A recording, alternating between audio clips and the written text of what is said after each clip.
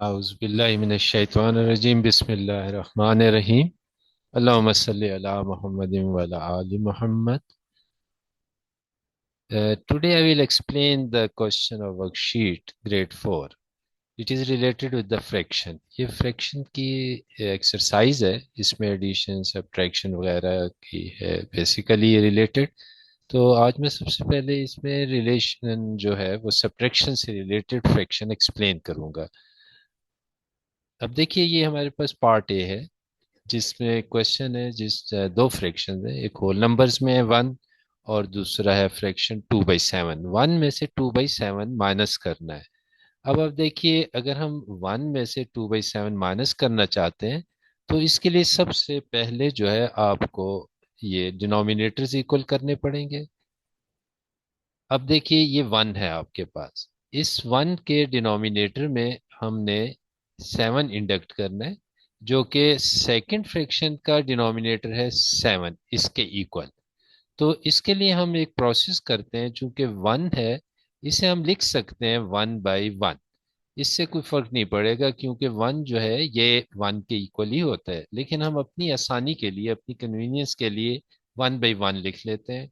Basically हम चाह रहे हैं कि गोल्डन रूल ऑफ फ्रैक्शन जो है इस पे अप्लाई करें ताकि इसके डिनोमिनेटर में यहाँ ये है डिनोमिनेटर यहाँ पे 7 आ जाए.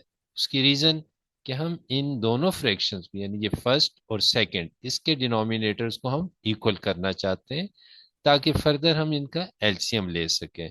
तो इनके डिनोमिनेटर्स को इक्वल करने के लिए इस 1 को आप 1 से डिवाइड कर देंगे और उसके बाद हम नेक्स्ट स्टेप पे जाएंगे. देखिए इसे हम क्लियर कर लेते हैं ड्राइंग को. ये आपके पास है जी. नेक्स्ट स्टेप देखें.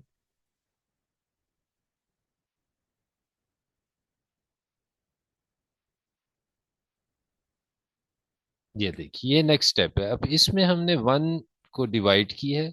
इस 1 को डिवाइड किया है 1 से ताकि हम इस पे गोल्डन रूल ऑफ फ्रैक्शन लगा के 7 को डिनोमिनेटर से जो है मल्टीप्लाई कर दें. अब देखिए इसमें हमारे पास बेसिकली ये है आपके पास 1. ये 1 सिर्फ इसलिए इंडक्ट किया है कि ये 1 और 1 होता तो 1 के इक्वल ही है. लेकिन इसका हमें क्या बेनिफिट होगा. हमें ये बेनिफिट है कि हमने जो golden rule of fraction apply करना है यानी 1 न्यूमिनेटर में 1 डिनोमिनेटर में हमने लिखा ताकि इस फर्स्ट फ्रैक्शन के ये जो आपके पास फर्स्ट फ्रैक्शन है इसके डिनोमिनेटर 1 को 7 में कन्वर्ट कर सकें. तो ये आपके पास न्यूमिनेटर में 1 है. ये आपका है न्यूमिनेटर. ठीक है न्यूमिनेटर है. जबकि ये आपका जो है डिनोमिनेटर है. डिनोमिनेटर ठीक है. और ये है न्यूमिनेटर. ठीक है. अब हम न्यूमिनेटर को भी 7 से मल्टीप्लाई करते हैं डिनोमिनेटर को भी 7 से मल्टीप्लाई करेंगे क्योंकि बेसिकली हम इस एक्सप्रेशन को इक्वल टू 1 के ही रखना चाहते हैं. लेकिन चूंकि हम खाली 7 से मल्टी डिवाइड कर दें तो वो एक्सप्रेशन बिल्कुल चेंज हो जाएगा. इसलिए 1 से इस 1 से चेंज हो जाएगा. तो उसको सेम रखने के लिए हम न्यूमिनेटर को भी मल्टीप्लाई कर देते हैं यानी ये 1 और डिनोमिनेटर को भी 7 से मल्टीप्लाई कर देते हैं. अब बेसिकली है तो ये 1 के इक्वल ही. ठीक है. लेकिन हम चाहते हैं कि जो फर्स्ट फ्रैक्शन है ये आपके पास फर्स्ट फ्रैक्शन है इसके डिनोमिनेटर में 7 आ जाए. तो इसके लिए ये सारा प्रोसेस हम कर रहे हैं. ठीक है. अब देखिए नेक्स्ट इसमें स्टेप देखते हैं. ये देखिए ये नेक्स्ट स्टेप. अब इसमें हमने golden rule of fraction apply किया डिनोमिनेटर में और न्यूमिनेटर में इस मकसद के लिए कि फर्स्ट फ्रैक्शन के डिनोमिनेटर में 7 आ जाए. यानी ये इस तरह हम चाह रहे हैं कि दोनों के डिनोमिनेटर्स इक्वल हो जाएं. ये फर्स्ट फ्रैक्शन है. ठीक है. ये फर्स्ट फ्रैक्शन इसका डिनोमिनेटर हम चाह रहे हैं 7 हो जाए. तो हमने वंस को न्यूमिनेटर में जो 1 है ये 1 आपका इसको 7 से मल्टीप्लाई किया और ये डिनोमिनेटर को भी 7 से मल्टीप्लाई किया ताकि एक्सप्रेशन वही रहे जो हमारे पास गिवन है यानी 1. जब हम 7 और 7 को कट करेंगे तो हमारे पास 1 आएगा. ये जो मल्टीप्लिकेशन का प्रोसेस है इसे हम कहते हैं गोल्डन रूल ऑफ फ्रैक्शन. सिर्फ इसका मकसद इसकी एप्लीकेशन इसलिए है कि फर्स्ट फ्रैक्शन के डिनोमिनेटर को इस सेकंड फ्रैक्शन के डिनोमिनेटर के इक्वल किया जा सके ताकि एलसीएम लेने में हमें आसानी हो. तो अब देखिए नेक्स्ट स्टेप देखते हैं. ये देखें. अब देखिए 1 इंटू 7, 1 इंटू 7, ये अपने प्रीवियस स्टेप मैंने दोबारा लिखा है। अब आप इसको देखिए, ये सेकंड नेक्स्ट स्टेप है। अब इसमें आपके पास ये एक्सप्रेशन जो है सिंप्लीफिकेशन के बाद, ये आपके पास है 7 वन जार 7 हो गया। ठीक है, ये 7 वन जार 7, और न्यूमिनेटर में भी 1 था, इसलिए 7 ऊपर भी 7 ही आ गया। अब बेसिकली डिनोमिनेटर्स दोनों के इक्वल हो गए, ये और ये दोनों इक्वल हो गए। जब दो फ्रैक्शंस के डिनोमिनेटर इक्वल हो तो हम उसका डिनोमिनेटर्स का एलसीएम लेना चाहें तो सिंगल 7 आएगा, यानी 1, ये सिर्फ 7। लेकिन सपोज कीजिए एक 2/7 है, एक है आपके पास 3/7, और एक फ्रैक्शन है आपके पास 5/7। अब इन सब के डिनोमिनेटर्स जो है ये सारे इक्वल है। तो जब हम एलसीएम ऑफ डिनोमिनेटर्स लेंगे तो वो 7 होगा। ठीक है, तो इसमें मैं एक और एग्जांपल आपको दूंगा, देखिए ये है एग्जांपल।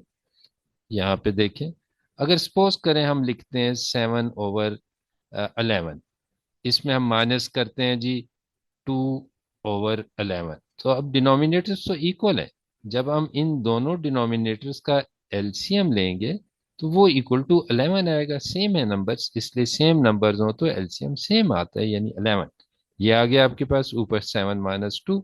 सिमिलरली अगर हम एक और एग्जांपल में एक्सप्लेन करता हूँ, जैसे ये है आपके पास 13/17, माइनस यहाँ पे आपके पास 11/17। अब देखिए दोनों डिनोमिनेटर्स ये इक्वल है, डिनोमिनेटर्स का एलसीएम, इन दोनों का एलसीएम जो है वो आपके पास होगा 17। तो दोनों फ्रैक्शन के डिनोमिनेटर्स का एलसीएम हो गया 17। अब ऊपर आप 13 - 11 कर देंगे सिंपली। तो डिनोमिनेटर का इक्वल होना जरूरी है फ्रैक्शनल केस में, जब उनकी सब्ट्रैक्शन कर रहे हो हम, या कोई और प्रोसेस रिक्वायर्ड हो। इसी तरह मैं एक और एग्जांपल देता हूँ। फॉर एग्जांपल आपके पास है 2/9 -5/9। अब देखिए दोनों सेम है डिनोमिनेटर्स, ये आपके पास डिनोमिनेटर सेम है, denominators are same, so LCM will be equal to 9। और हम जब ये दोनों डिनोमिनेटर्स इक्वल हो गए तो हम इसको सिंप्लीफाई कर सकते हैं बहुत आसानी से। 9 लिख लें, ऊपर 2 - 5, ये आपके पास एक्सप्रेशन आ गया। इस तरह सिंप्लीफाई करने के लिए इजी। तो यही वजह है कि हमने इन दोनों फ्रैक्शन के जो गिवन थे, जहां 1 था उसका डिनोमिनेटर भी 7 किया, मल्टीप्लाई और डिवाइड करके, गोल्डन रूल ऑफ फ्रैक्शन लगा के। ठीक है, गोल्डन रूल ऑफ फ्रैक्शन ये अप्लाई किया। अब देखिए सेम हो गए डिनोमिनेटर्स, तो अब इसका नेक्स्ट स्टेप देखिए, जिसमें हम इन दोनों के डिनोमिनेटर्स को चेक करेंगे सेम के, उसका एलसीएम लेंगे जो कि 7 है, सिंगल टाइम हम लिखेंगे। ठीक है, ये देखिए नेक्स्ट स्टेप, ये आ गया आपके पास 7 - 2, नीचे हमने 7 लिखा। ये आपके पास इस तरह भी हम इसको सिंप्लीफाई कर सकते हैं। ठीक है, ये देखिए ये दोनों है, ये वाला एक्सप्रेशन 7 सिंगल टाइम में लिखा इन दोनों को। देखिए ना, दोनों फ्रैक्शन के डिनोमिनेटर सेम हो गए, इक्वल हो गए। तो हमने इसका एलसीएम लिया डिनोमिनेटर्स का, जो कि 7 है। तो एक दफा 7 लिखेंगे, दो दफा नहीं लिखना, single one time it will be return. इसका एक और प्रोसेस भी होता है, लेकिन वो चूंकि आपके लेवल पे थोड़ा सा डिफिकल्ट है, इसलिए वो मैं एक्सप्लेन नहीं कर रहा। तो न्यूमिनेटर में 7 - 2 हमने एज इट इज लिख दिया। ठीक है, अब 7 - 2 जो है दैट इज इक्वल टू 5। ये आपके पास सिंप्लीफाई हो गया एक्सप्रेशन आफ्टर सब्ट्रैक्शन। तो ये हमने सिंप्लीफिकेशन की। अब आप देखें सिंप्लीफिकेशन के प्रोसेस में गोल्डन रूल ऑफ जो फ्रैक्शन है वेरी इंपॉर्टेंट है। बहुत सारे क्वेश्चन जिनमें जो फ्रैक्शनल एक्सप्रेशन होंगे उनमें ये एडिशन और सब्ट्रैक्शन और इस तरह के जो दूसरे एक्सप्रेशन है उनमें गोल्डन रूल ऑफ फ्रैक्शन की बहुत ज्यादा एप्लीकेशन है, इसलिए इसको अंडरस्टैंड करना बहुत जरूरी है। ठीक है, थैंक यू सो मच, बहुत बहुत शुक्रिया। ये देखिए सिंप्लीफाई कर लिया, ये 5/7 आ गया। Thank you so much for your watching this video, I am so nice of you. अल्लाह हाफिज, अस्सलाम वालेकुम।